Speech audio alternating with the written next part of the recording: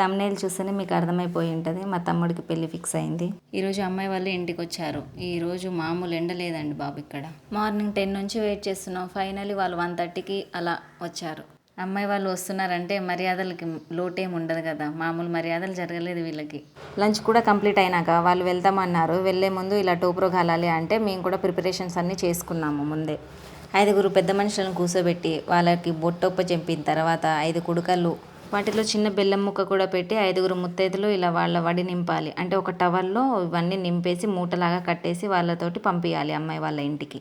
ఇలా ఎందుకు చేస్తారు అంటే అమ్మాయి మా ఇంటి అమ్మాయి అయిపోయినట్టు, మన అబ్బాయి వాళ్ళ అబ్బాయి అయిపోయినట్టు చెప్పడానికి ఈ పద్ధతులు పాటిస్తారు.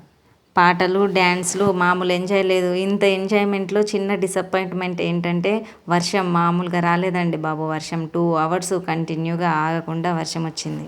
ఇంటి నిండా చుట్టాలతో పాటలతో ఈరోజు చాలా హ్యాపీగా గడిచిపోయింది. ప్రతి ఆచారం వెనుక ఒక పద్ధతి ఉంటుంది కదా, పెద్దల ఆశీర్వాదాలతో ఎంతో ఆనందంగా జరిగిపోయింది.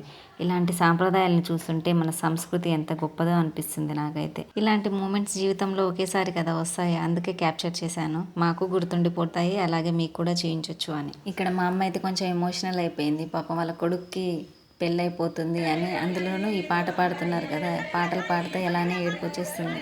మనం ఎక్కడ ఉన్నా మన పద్ధతిలో సాంప్రదాయాలు చేసుకుంటూ పెళ్ళిళ్ళు చేసుకుంటే ఎంత బాగుంటుందో కదా. అందరితో కలిసి హాయిగా హ్యాపీగా అన్ని మూమెంట్స్ని ఎంజాయ్ చేయొచ్చు. మనకి ఏదైనా తెలియదు అని అంటే వాటిని కూడా తెలుసుకోవచ్చు.